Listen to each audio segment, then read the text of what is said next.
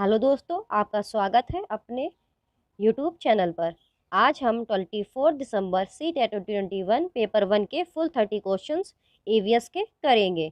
आपका पहला क्वेश्चन आया था, the animal who can move its ears in different directions which helps him to catch the sounds from all direction is. वह जानवर जो अपने कानों को अलग अलग दिशाओं में घुमा सकता है, जो उसे सभी दिशाओं से ध्वनियों को पकड़ने में मदद करता है। तो आपका फर्स्ट का ऑप्शन फोर्थ सही हो जाएगा, बाघ, टाइगर। आपका सेकंड क्वेश्चन आया था, select the activity which is different from the other activities. उस गतिविधि का चयन करें जो अन्य गतिविधियों से अलग है। तो आपका सेकंड का ऑप्शन थर्ड सही हो जाएगा, बालों में कंघी करना, कॉम्बिंग हेयर।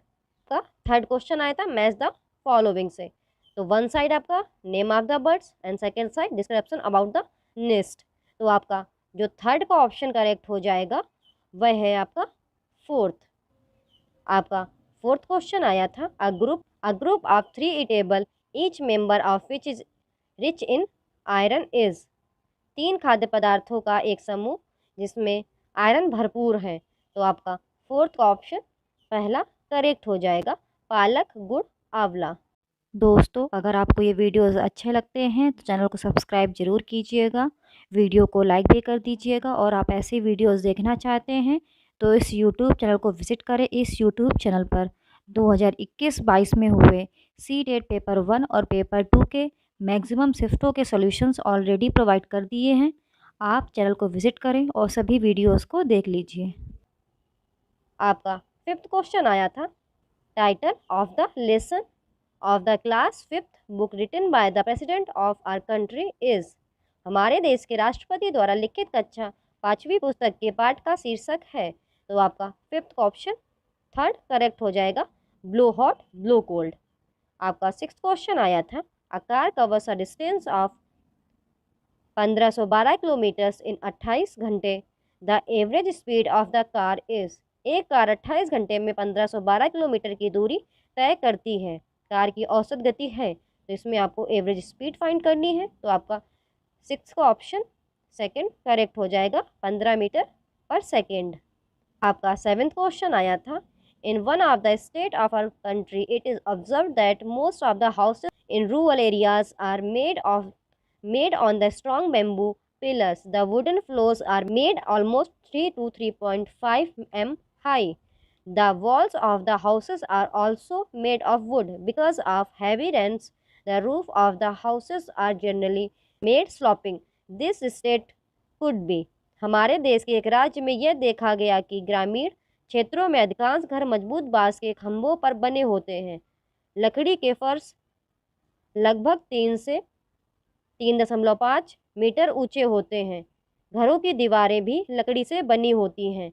भारी बारिश के कारण घरों की छतें आमतौर पर ढलान वाली हो जाती है। यह राज्य कौन सा है? तो आपका सेवेंथ का ऑप्शन सेकंड सही हो जाएगा। ये जो ऐसे घर होते हैं ये आपके आसाम में होते हैं। आपका एट्थ क्वेश्चन आया था, select from the following a group of 3 states having the coast on the bay of Bengal.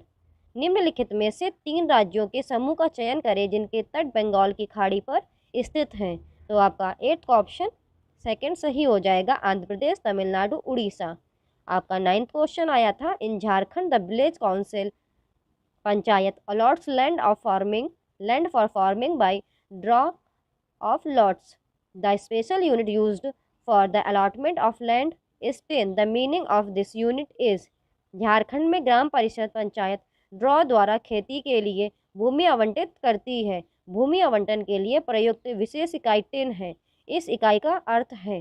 तो आपका 9 का ऑप्शन दूसरा सही हो जाएगा। एक भूमि जिस पर एक टिन किसान एक टिन बीज उगाता है, a land on which a farmer grows 1 tin of seeds. आपका 10th क्वेश्चन आया था, झूम खेती के तहत झारखंड के किसानों द्वारा अपनाई जाने वाली प्रथाओं के संबंध में निम्नलिखित कथनों पर विचार करें, सही कथन है। तो आपका 10th का ऑप्शन तीसरा सही हो जाएगा, ए सी ओनली। एक फसल काटने के बाद भूमि को उसी वर्ष के लिए छोड़ दिया जाता है। खरपतवार की राख खाद का काम करती है। आपका 11th क्वेश्चन आया था, in our country the tribal people have been using bronze to take many things, pots, statues, etc. Since thousands of years, even now we use bronze in our houses. Select from the following the most appropriate statement about bronze. हमारे देश में आदिवासी हजारों वर्षों से कांसे का उपयोग बहुत सी चीज़ों, बर्तन, मूर्ति आदि बनाने के लिए करते आ रहे हैं। आज भी हम अपने घरों में पीतल का प्रयोग करते हैं। निम्नलिखित में से कांच के बारे में सबसे उपयुक्त कथन का चयन करें। तो आपका 11th का ऑप्शन 4th करेक्ट हो जाएगा। कांच तांबे और टिन का मिश्र धातु है। Bronze is an alloy of copper and tin. दोस्तों ये गूगल ट्रांसलेशन होता है, तो हिंदी काफ़ी टफ होती है, एक बारी आप इंग्लिश वाला जरूर पढ़ें। आपका 13th क्वेश्चन आया था, Kannauj is a city famous for perfume, इत्र। This city is a district of one of the states of India called. Kannauj इत्र के लिए प्रसिद्ध शहर है। यह शहर भारत के एक राज्य का एक जिला है जिसे कहा जाता है। तो आपका 13th का ऑप्शन पहला सही हो जाएगा, उत्तर प्रदेश। आपका 15th क्वेश्चन आया था, a set of 3 Indian festivals celebrated on the full moon day is. पूर्णिमा के दिन मनाए जाने वाले 3 भारतीय त्योहारों का एक समूह है। तो आपका 15th का ऑप्शन तीसरा सही हो जाएगा, होली, रक्षाबंधन, गुरु नानक जयंती। ये सारे क्वेश्चन काफ़ी रिपीट होते हैं, इनको आप ध्यान से पढ़िएगा। आपका 16th क्वेश्चन आया था, EVS text book at primary level are designed carefully to so the students do not from misconception during teachings. Learning which features of the textbook do you think is or the most appropriate towards this? प्राथमिक स्तर पर EVS पाठ्यपुस्तक सावधानी से तैयार की गई है ताकि छात्र शिक्षण अधिगम के दौरान गलत फहमियाँ न पैदा करें। आपके विचार से पाठ्यपुस्तकों की कौन सी विशेषताएं इसके लिए सर्वाधिक उपयुक्त हैं? तो आपका 16th का ऑप्शन पहला करेक्ट हो जाएगा। स्पष्ट करने और भ्रांतियों के गठन से बचने के लिए अवधारणा का विवरण है। There is detailing of concept to clarify and to avoid formation of misconceptions. आपका 17th क्वेश्चन आया था, community region is considered an important teaching learning resource for EVS at the primary level because. सामुदायिक संसाधन को प्राथमिक स्तर पर पर्यावरण अध्ययन के लिए एक महत्वपूर्ण शिक्षण अधिगम संसाधन माना जाता है क्योंकि। तो आपका 17th का ऑप्शन तीसरा सही हो जाएगा, यह अनुभवात्मक शिक्षा प्रदान करता है। आपका 18th क्वेश्चन आया था, students of 5th class is an in an EVS classroom estimate the number of चना seeds required to fill up a small box. Which process skill can be developed through this activity? EVS कक्षा में 5वीं कक्षा के छात्र एक छोटे से बॉक्स को भरने के लिए आवश्यक चना बीजों की संख्या का अनुमान लगाते हैं। इस गतिविधि के माध्यम से कौन सी प्रक्रिया कौशल विकसित की जा सकती है? तो आपका 18th का ऑप्शन 4th सही हो जाएगा, अनुमान, प्रेडिक्शन। आपका 19th क्वेश्चन आया था, plants and animals are part of the theme family and friends, the reason for such placement is. पौधे और जानवर परिवार और दोस्त थीम का हिस्सा है, ऐसी नियुक्ति का कारण है। आपका 19th का ऑप्शन पहला सही हो जाएगा, ए और बी। छात्रों को पौधों और जानवरों को अपने परिवार के हिस्से के रूप में मानने में सक्षम बनाने के लिए पौधों और जानवरों के प्रति छात्रों में संवेदनशीलता विकसित करना। आपका 20th क्वेश्चन आया था, one of the major objective of the teaching of EVS at the primary level is to enable students. प्राथमिक स्तर पर EVS के शिक्षण का एक प्रमुख उद्देश्य छात्रों को सक्षम बनाना है। तो आपका 20th का ऑप्शन तीसरा सही हो जाएगा। कक्षा शिक्षण को विद्यालय के बाहर के जीवन से जोड़ने में विद्यार्थियों की सहायता करें। आपका 21st क्वेश्चन आया था, there is no prescribed text book for EVS for class 1st and 2nd, which of the following is the most appropriate reason for this. कक्षा 1 और 2 के लिए EVS के लिए कोई निर्धारित पाठ्यपुस्तक नहीं है, इसका सबसे उपयुक्त कारण निम्नलिखित में से कौन सा है? तो आपका 21st का ऑप्शन तीसरा सही हो जाएगा। EVS भाषा और गणित के साथ एकीकृत है। EVS is integrated with language and mathematics. आपका 22nd क्वेश्चन आया था, which of the following is are the most appropriate strategies to sensitize students towards conservation of plants and trees. निम्नलिखित में से कौन पौधों और पेड़ों के संरक्षण के प्रति छात्रों को संवेदनशील बनाने के लिए सबसे उपयुक्त रणनीति है? तो आपका 22 का ऑप्शन पहला सही हो जाएगा, ए, सी और डी। लकड़ी के लंबे वाले गोदाम में जाना, वनों के संरक्षण पर भूमिका निभाना, एक पेड़ को गोद लेना और उसकी देखभाल करना, visiting a godown, having wooden logs, role playing on conservation of forest, adopting a tree and taking care of it. आपका 23 क्वेश्चन आया था, which is the correct approach by an EVS teacher for evaluating students knowledge in EVS. EVS में विद्यार्थियों के ज्ञान का मूल्यांकन करने के लिए ईवीएस शिक्षक द्वारा कौन सा सही तरीका है? तो आपका 23 का ऑप्शन फोर्थ सही हो जाएगा। शिक्षिका ने अपने विद्यार्थियों के लिए उपयुक्त उपकरण, उनके पढ़ाने के तरीके और स्थानीय संदर्भों को उपयुक्त बनाया। आपका 24 क्वेश्चन आया था, of the option below should ideally follow or activities done by students to consolidate their learnings. छात्रों द्वारा अपने अधिगम को समेकित करने के लिए की गई सभी गतिविधियों का आदर्श रूप से नीचे दिए गए विकल्पों में से कौन सा विकल्प होना चाहिए? तो आपका 24 का ऑप्शन थर्ड सही हो जाएगा, कक्षा में चर्चा, डिस्कशन इन द क्लासरूम। आपका 25 क्वेश्चन आया था, which of the following will be used by EVS teacher to assess the authentic learning of their students. EVS शिक्षक द्वारा अपने छात्रों की प्रामाणिक शिक्षा का आकलन करने के लिए निम्नलिखित में से किसका उपयोग करेंगे? तो आपका 25 का ऑप्शन तीसरा सही हो जाएगा, पोर्टफोलियो। आपका 26 क्वेश्चन आया था, which of the following is the most appropriate strategy or resource while teaching the theme things we make and do. विषय को पढ़ाते समय निम्नलिखित में से कौन सबसे उपयुक्त रणनीति या संसाधन है? चीज़ें जो हम बनाते और करते हैं। तो आपका 26 का ऑप्शन पहला सही हो जाएगा। विभिन्न निर्माण सामग्री और डिज़ाइनों की पहचान करने के लिए ऐतिहासिक स्मारकों का दौरा, visit to a historical monuments to identify various buildings materials and designs. आपका 27 क्वेश्चन आया था, कक्षा 3 के छात्र अपने परिवार के सदस्यों के बारे में सीखते हैं और फिर कक्षा 4 में परिवार के पेड़ और कक्षा 5 में पारिवारिक बातचीत के विचार पर आगे बढ़ते हैं। इस विषय में पाठ्यक्रम दृष्टिकोण है। तो आपका 27 का ऑप्शन थर्ड सही हो जाएगा, स्थानीय से वैश्विक, लोकल टू ग्लोबल।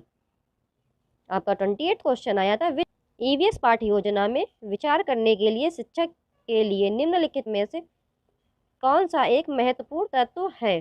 तो आपका 28 का ऑप्शन फोर्थ करेक्ट हो जाएगा, ए, सी और डी। निर्देशात्मक विशिष्ट उद्देश्य, प्रमुख अवधारणाएं और प्रक्रिया कौशल, सामान्य उद्देश्य। आपका 29 क्वेश्चन आया था, which of the following is the most appropriate strategy to teach EVS to the visual impaired students. दृष्टिबाधित छात्रों को ईवीएस पढ़ाने के लिए निम्नलिखित में से कौन सी रणनीति सबसे उपयुक्त है? तो आपका 29 का ऑप्शन फोर्थ करेक्ट हो जाएगा, ए, बी और डी। ऑडियो पाठ तैयार करें, स्पर्श सामग्री या बड़े प्रिंट का प्रयोग करें, ईवीएस पाठ को यथासंभव ठोस मूर्त बनाएं। आपका 30th क्वेश्चन आया था, Salim wants to take students of primary classes on a field visit while teaching the theme water, which of the following sites will he select. Salim प्राथमिक कक्षाओं के छात्रों को पानी विषय पढ़ाते हुए एक क्षेत्र के दौरे पर ले जाना चाहता है, वह निम्नलिखित में से किस साइट का चयन करेगा? तो आपका 30th का ऑप्शन फोर्थ करेक्ट हो जाएगा, ए, बी और सी। जल संचयन संयंत्र, जोहात और बावली। तो अगर आपको ये वीडियो अच्छा लगता है तो प्लीज़ चैनल को सब्सक्राइब करें, वीडियो को लाइक करें और अपने दोस्तों के साथ शेयर करें। आज हम 24 दिसंबर को हुए CTET 2021 पेपर 1 के फुल 30 क्वेश्चन CDPE कंप्लीट करेंगे। तो दोस्तों, आपका पहला क्वेश्चन आया था, choose the correct statement about development. विकास के बारे में सही कथन का चयन करें। तो दोस्तों, इसमें आपका ऑप्शन दूसरा सही हो जाएगा, विकास परिवर्तनीय है। दोस्तों, अगर आपको ये वीडियोस अच्छे लगे चैनल को सब्सक्राइब जरूर कीजिएगा। आपका सेकंड क्वेश्चन आया था, विकास के निम्नलिखित में से कौन सा सिद्धांत प्रस्तावित करता है कि बच्चे हाथों की मांसपेशियों पर नियंत्रण अंगुलियों की तुलना में अपेक्षाकृत पहले कर लेते हैं? तो दोस्तों आपका सेकंड का ऑप्शन पहला सही हो जाएगा। समीपस्थ सिद्धांत या अधोगामी सिद्धांत, प्रॉक्सिमोडिस्टल प्रिंसिपल। आपका थर्ड क्वेश्चन आया था, physical traits of colour of eyes and hair are आँखों और बालों के रंग के भौतिक लक्षण डैश है? तो आपका थर्ड का ऑप्शन दूसरा सही हो जाएगा, आनुवांशिक होते हैं या विरासत में मिला। दोस्तों ये गूगल ट्रांसलेटेड होता है, इसलिए थोड़ी हिंदी इसकी टफ होती है, तो एक बार ये आप इंग्लिश को ज़रूर पढ़ लिया करिए। आपका फोर्थ क्वेश्चन आया था, dash is the primary agency of socialization of children? Dash बच्चों के समाजीकरण की प्राथमिक एजेंसी है? तो आपका फोर्थ करेक्ट हो जाएगा, परिवार, फैमिली। दोस्तों अगर आपको ये वीडियोस अच्छे लगते हैं तो इस यूट्यूब चैनल को सब्सक्राइब ज़रूर कीजिएगा, वीडियो को लाइक भी कर दीजिएगा। और अगर आप ऐसी वीडियोस देखना चाहते हैं तो इस यूट्यूब चैनल को विज़िट करें। इस यूट्यूब चैनल पर 2021-22 में हुए सीटेट पेपर 1 और पेपर 2 के मैक्सिमम शिफ्टों के सॉल्यूशंस ऑलरेडी प्रोवाइड कर दिए गए हैं, तो आप इस यूट्यूब चैनल को विज़िट करें और सभी शिफ्टों के सॉल्यूशंस देख लीजिए। आपका फिफ्थ क्वेश्चन आया था, when a child can solve a problem with concrete object only his problem solving characteristics come under the stage of? जब कोई बच्चा किसी समस्या को केवल ठोस वस्तुओं से ही हल कर सकता है या मूर्त वस्तुओं से ही हल कर सकता है, तो उसकी समस्या समाधान विशेषताएं किस चरण में आती हैं? तो आपका फिफ्थ का ऑप्शन थर्ड सही हो जाएगा, कंक्रीट परिचालन चरण, कंक्रीट ऑपरेशनल स्टेज या मूर्त संक्रियात्मक अवस्था। आपका सिक्स्थ क्वेश्चन आया था, एक बच्चे ने मानसिक रूप से नोट किया कि वे सभी प्राणी जिनके पंख होते हैं और जो उड़ सकते हैं पक्षी कहलाते हैं। बाद में उसने एक चित्र पुस्तक में एक चमगादड़ देखा और उसे एक स्तनपायी के बजाय एक पक्षी के रूप में पहचाना। यहाँ वर्णित ज्ञान निर्माण की प्रक्रिया है। तो आपका सिक्स्थ का ऑप्शन पहला सही हो जाएगा, समावेशन, असिमिलेशन। आपका सेवेंथ क्वेश्चन आया था, who propose the term zone of proximal development? समीपस्थ विकास क्षेत्र शब्द का प्रस्ताव किसने दिया था?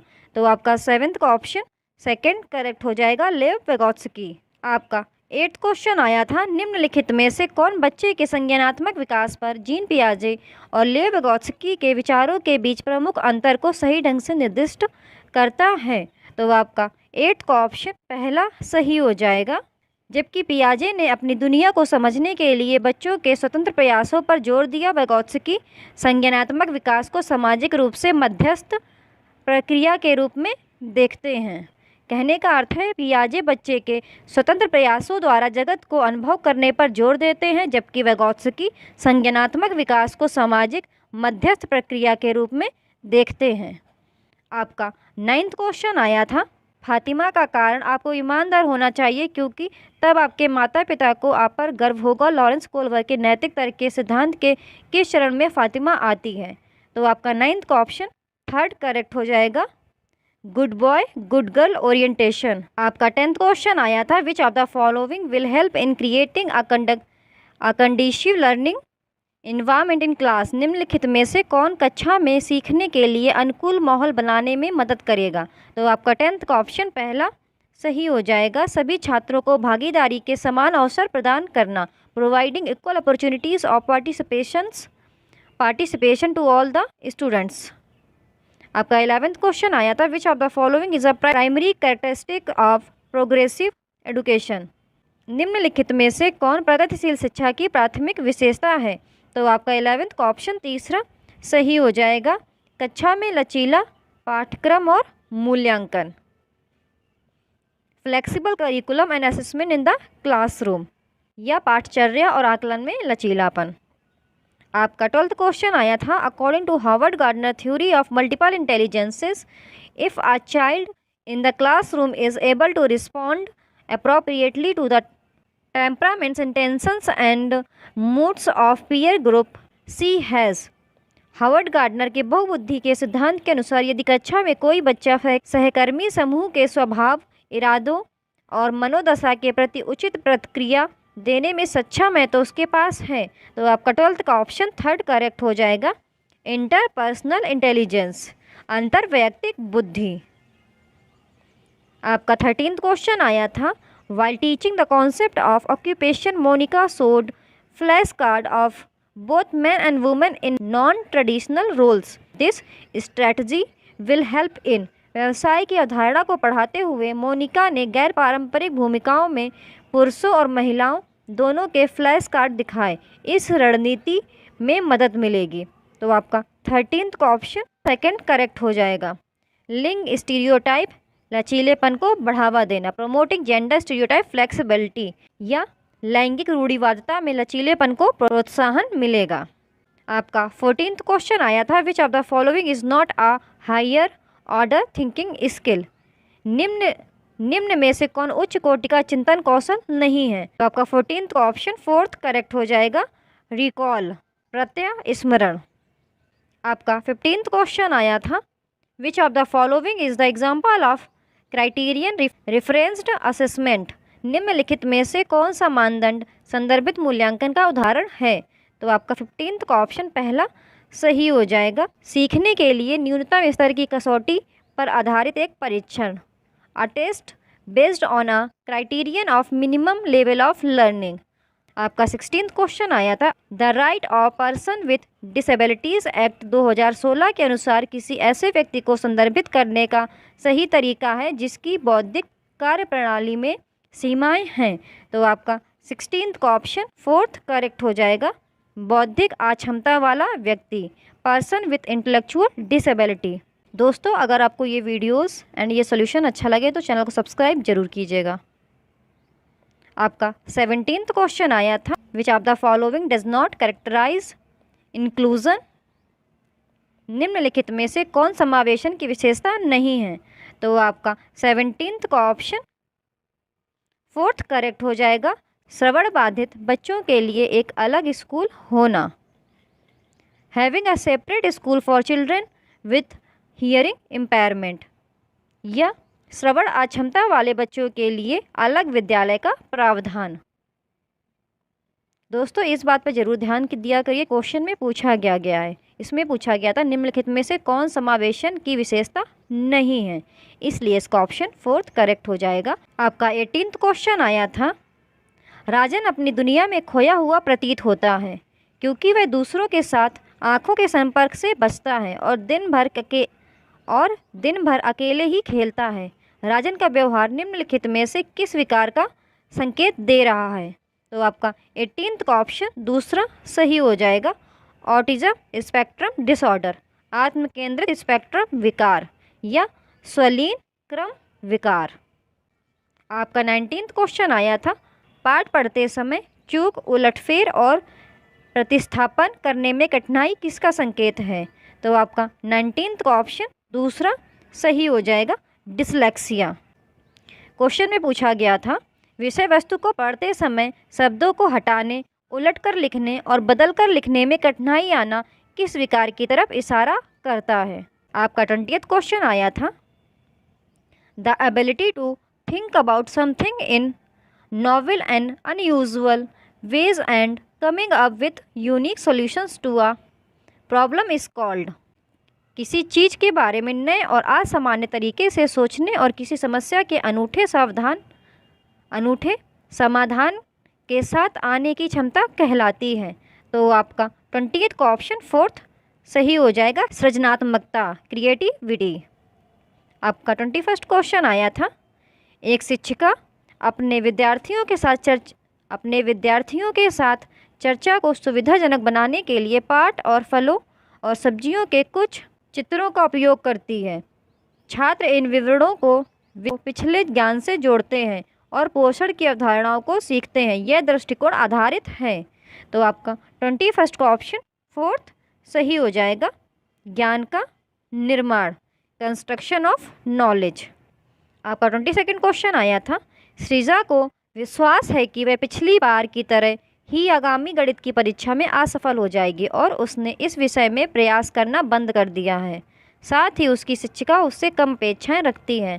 सृजा है, तो आपका 22nd का ऑप्शन दूसरा सही हो जाएगा। सीखी हुई लाचारी का अनुभव करना।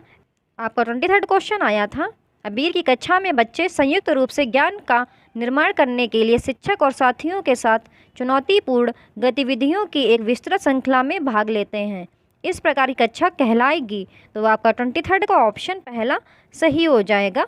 सामाजिक रचनावादी या सामाजिक संरचनावादी, सोशल कॉन्स्ट्रक्ट्स। आपका 24th क्वेश्चन आया था, which of the following pedagogical strategies does national education policy 2020 propose. निम्नलिखित में से कौन सी शैक्षणिक रणनीति राष्ट्रीय शिक्षा नीति 2020 प्रस्तावित करती है? तो आपका 24th का ऑप्शन दूसरा सही हो जाएगा। First, second and fourth.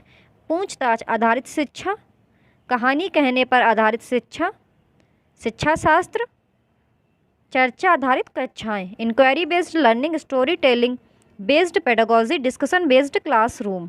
आपका 25th क्वेश्चन आया था, referring to similar problems to arrive at the solution for given problem is referred as. दी गई समस्या के समाधान के लिए समान समस्याओं का उल्लेख करना कहलाता है। तो आपका 25th का ऑप्शन पहला सही हो जाएगा। एनालॉजी, अनुरूपता, सादृश्य।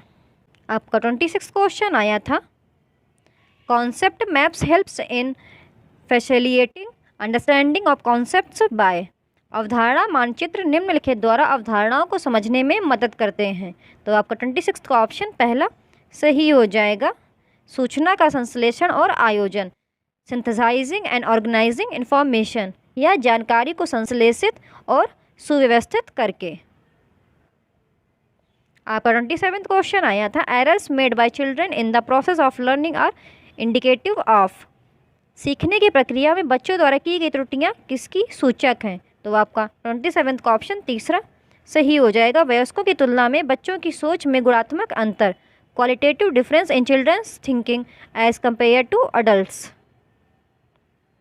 आपका 28th क्वेश्चन आया था, it is very important for a teacher to have the ability to put her self in students place and feel what they feel. This ability is called dash.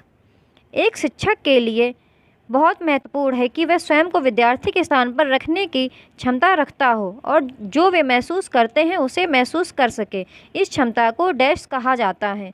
तो आपका 28th का option दूसरा सही हो जाएगा। तदानुभूति, एम्पैथी, तदानुभूति।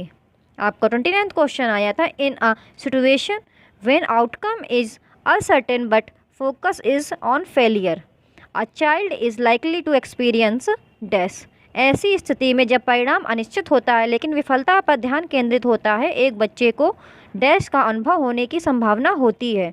तो आपका 29th का ऑप्शन दूसरा सही हो जाएगा। एंग्जाइटी, चिंता।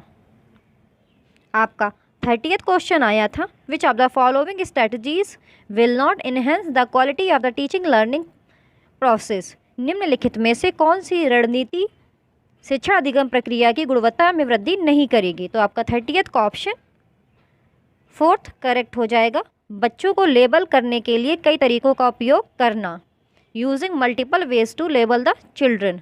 दोस्तों इस बात पर जरूर ध्यान दिया करें, क्वेश्चन में पूछा क्या गया है। इसमें पूछा गया था शिक्षण अधिगम प्रक्रिया की गुणवत्ता में वृद्धि नहीं करेगी, इसलिए आपका ऑप्शन फोर्थ करेक्ट हो जाएगा। बच्चों को लेबल करने के लिए कई तरीकों का उपयोग करना। दोस्तों अगर आपको ये वीडियोस अच्छे लगे चैनल को सब्सक्राइब जरूर कीजिएगा, वीडियो को लाइक भी कर दीजिएगा। आज हम 24 दिसंबर को हुए CTET 2021 पेपर 1 के हिंदी के फुल 30 क्वेश्चंस कंप्लीट करेंगे।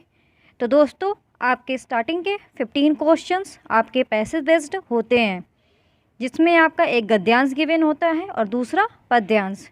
आपके गद्यांश से कुछ क्वेश्चन पूछे जाते हैं और फिर पद्यांश से। तो दोस्तों आपका पहला ये गद्यांश गिवन है, आप इसे आराम से पढ़ लीजिए और फिर आंसर निकालने का प्रयास कीजिएगा। मैं आपके इस पैसेज से पूछे गए प्रश्नों के उत्तर अभी आपको बताते चलूँगी। तो ये आपका गद्यांश दिया गया था, आप इसे पढ़ लीजिए। तो आपका इस गद्यांश से पहला क्वेश्चन पूछा गया था, यकीनन बड़ा आदमी है, सादिक का बड़े आदमी से क्या आशय रहा होगा। तो आपका फर्स्ट का ऑप्शन तीसरा सही हो जाएगा। आपका दूसरा क्वेश्चन इस पैसेज से पूछा गया था, सादिक बिरयानी की परात से मक्खियाँ क्यों उड़ा रहा होगा? तो आपका सेकंड का ऑप्शन फोर्थ सही हो जाएगा। मक्खी देखकर ग्राहक बिरयानी नहीं खरीदेंगे। दोस्तों, अगर आपको ये वीडियोस अच्छे लगते हैं तो चैनल को सब्सक्राइब ज़रूर कीजिएगा, वीडियो को लाइक भी कर दीजिएगा। इस यूट्यूब चैनल पर 2021-22 में हुए सीटेट पेपर 1 और पेपर 2 के मैक्सिमम शिफ्टों के सॉल्यूशंस ऑलरेडी प्रोवाइड कर दिए गए हैं, तो आप इस यूट्यूब चैनल पर विज़िट करें और सभी शिफ्टों के सॉल्यूशंस देख लीजिए। आपका थर्ड क्वेश्चन पूछा गया था, दाल उत्तर पाकर नवाब साहब को हैरानी क्यों हुई होगी? तो आपका थर्ड का ऑप्शन थर्ड सही हो जाएगा। दाल विशेष पकवान की श्रेणी में नहीं आती है। आपका फोर्थ क्वेश्चन इस पैसेज से पूछा गया था, सादिक के अब्बा किस पकवान के लिए मशहूर थे? तो आपका फोर्थ का ऑप्शन दूसरा सही हो जाएगा, उड़द की दाल। दोस्तों, ये सभी क्वेश्चन आपके इसी पैसेज से पूछे गए जो आपका गद्यांश दिया गया है। आपका फिफ्थ क्वेश्चन इस गद्यांश से पूछा गया था, कादिर ने तसल्ली से जवाब दिया, वाक्य में रेखांकित शब्द के स्थान पर कौन सा शब्द प्रयुक्त किया जा सकता है? तो आपका फिफ्थ का ऑप्शन दूसरा सही हो जाएगा, धैर्य। तो इसलिए आपका तसल्ली के स्थान पर धैर्य आ जाएगा। आपका सिक्स्थ क्वेश्चन पूछा गया था, नवाब मोहम्मद कादिर की दुकान पर क्यों आए थे? तो आपका सिक्स्थ का ऑप्शन पहला सही हो जाएगा, उन्हें नए पकवानों के स्वाद चखने का शौक़ था। आपका सेवेंथ क्वेश्चन पूछा गया था, और बेदिली से बोला रेखांकित शब्द के स्थान पर लिखा जा सकता है। तो आपको बेदिली का समतुल्य शब्द बताना था, बेसिकली समानार्थी शब्द। तो आपका सेवेंथ का ऑप्शन फोर्थ सही हो जाएगा, बेरुखी। आपका एट्थ क्वेश्चन इसी गद्यांश से पूछा गया था, एक बड़ी अंगीठी पर कबाब भूनने में मशगूल थे, रेखांकित शब्द के स्थान पर लिखा जा सकता है। तो आपका एट्थ का ऑप्शन दूसरा सही हो जाएगा, व्यस्त। ये सारे आपके समानार्थी शब्द ही पूछे गए हैं। आपका नाइन्थ क्वेश्चन इस गद्यांश से पूछा गया था, किस वाक्य में गुणवाचक विशेषण का प्रयोग हुआ है? तो आपका नाइन्थ का ऑप्शन तीसरा सही हो जाएगा, यकीनन बड़ा आदमी है। अब दोस्तों, ये आपका दूसरा पैसेज दिया गया था जो कि आपका ये पद्यांश गिवन है। आप इस पद्यांश को आराम से रीड कीजिएगा। ये पैसेज आपके 2 पेजेस में आया है, तो मैं आपको पूरा पद्यांश शो कर रही हूँ। ये आपका पूरा पद्यांश इस तरह आया था।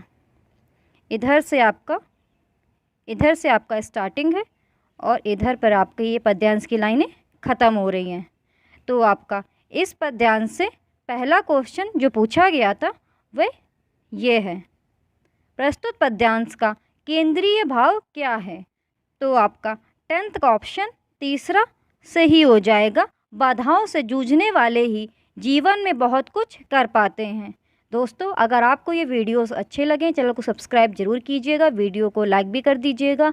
आपकी ये सीरीज़ कंटिन्यू चलती रहेगी, आपका एक दिन का भी लॉस नहीं होगा और आपके सीटेट एग्ज़ाम से पहले आपके सारे पेपर्स कंप्लीट करा दिए जाएंगे। बाकी आप मेरे चैनल को स्क्रॉल करें तो मैंने ऑलरेडी बहुत शिफ्टों के पेपर्स ऑलरेडी अपलोड कर दिए हैं, तो आप चैनल को ज़रूर विज़िट करें। इस यूट्यूब चैनल पर आपको मैक्सिमम सारी शिफ्टों के सॉल्यूशंस ऑलरेडी प्रोवाइड कर दिए गए हैं, तो आप अपलोडेड वीडियोस को, प्लेलिस्ट को चेक करें, आपको मैक्सिमम शिफ्टों के सॉल्यूशंस मिल जाएंगे। आपका 11th क्वेश्चन इस पद्यांश से पूछा गया था, जिसने मुझको गैर दिए से अभिप्राय है? तो आपका 11th का ऑप्शन दूसरा सही हो जाएगा, परायों को भी अपना बनाया। आपका 12th क्वेश्चन इस पैसेज से पूछा गया था, जिसने मुझको 2 पैर दिए का मूल भाव है? तो आपका 12th का ऑप्शन फोर्थ सही हो जाएगा, आगे बढ़ते रहने की प्रेरणा दी। आपका 13th क्वेश्चन इस पद्यांश से पूछा गया था, हर ठोकर में भीतर कुछ छलक छलक पड़ता का आशय है? तो आपका 13th का ऑप्शन तीसरा सही हो जाएगा, विपत्तियों में मन दुखी हो जाता है, आपका 14th क्वेश्चन इस पद्यांश से पूछा गया था, समतल राहों में चलने से क्या पाऊंगा? रेखांकित शब्द किस ओर संकेत कर रहा है? तो आपका 14th का ऑप्शन तीसरा सही हो जाएगा, सीख। आपका 15th क्वेश्चन इस पद्यांश से पूछा गया था, नज़ारों का अर्थ है। तो आपका 15th का ऑप्शन दूसरा सही हो जाएगा, दृश्य।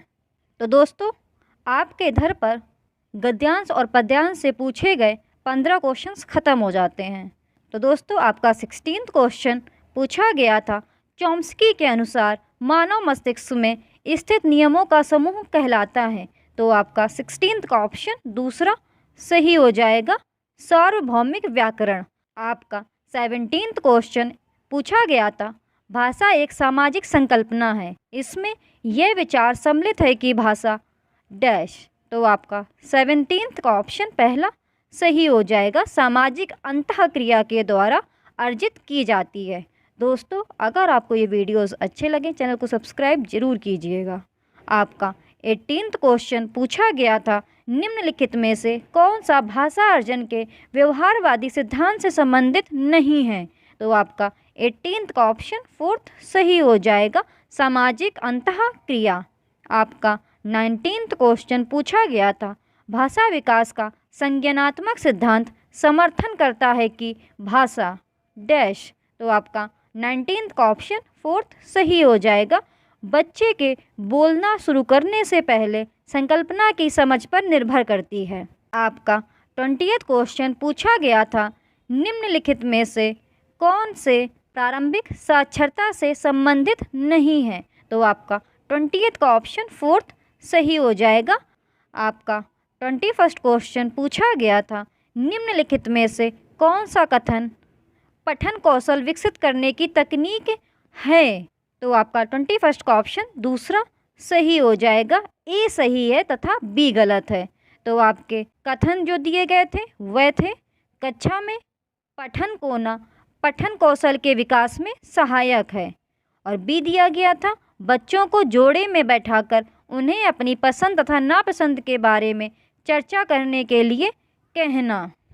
और दोस्तों, मैं आपको थोड़ा सा एलाबोरेट कर देती हूँ कि आपका बी ऑप्शन गलत क्यों है।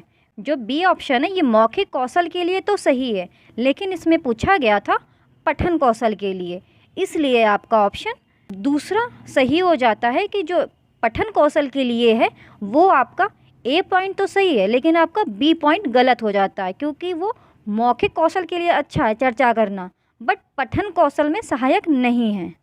आपका 22nd क्वेश्चन पूछा गया था, अचानक से शब्दों को सीखना तब घटित होता है जब बच्चे डैश के माध्यम से शब्द संपदा सीखते हैं। तो आपका 22nd का ऑप्शन पहला सही हो जाएगा, पुस्तक के शाश्वत वाचन।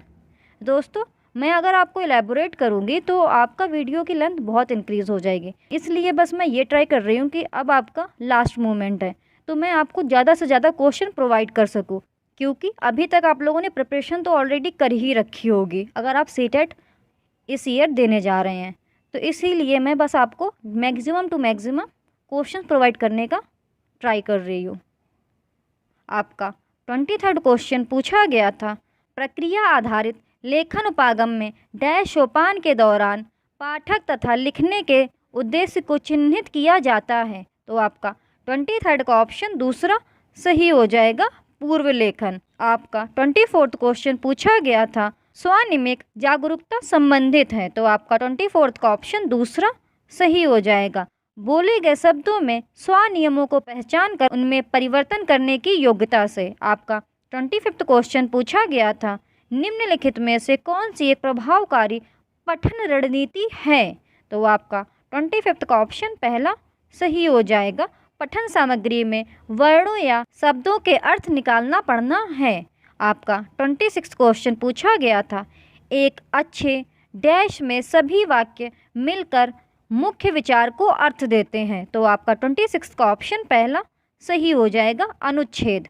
आपका 27th क्वेश्चन पूछा गया था, जब एक व्यक्ति समाचार पत्र में नौकरी के लिए कोई विज्ञापन पढ़ता है वह डैश। तो आपका 27th का ऑप्शन पहला सही हो जाएगा, पाठ वस्तु को बारीकी से पढ़ रहा है। आपका 28वां क्वेश्चन पूछा गया था, निम्नलिखित में से कौन सा एक भाषा अधिगम के संबंध में सही है?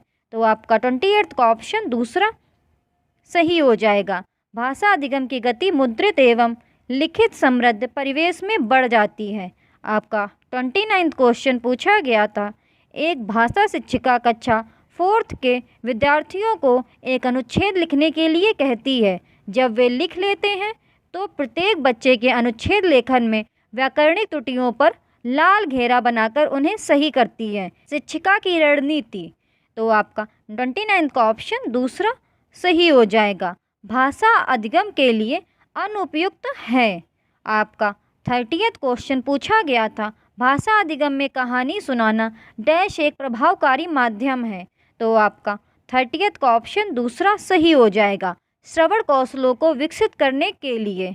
तो दोस्तों, आज हम लोगों ने 24 दिसंबर को हुए CTET 2021 पेपर 1 के हिंदी के फुल 30 क्वेश्चंस कंप्लीट कर लिए हैं।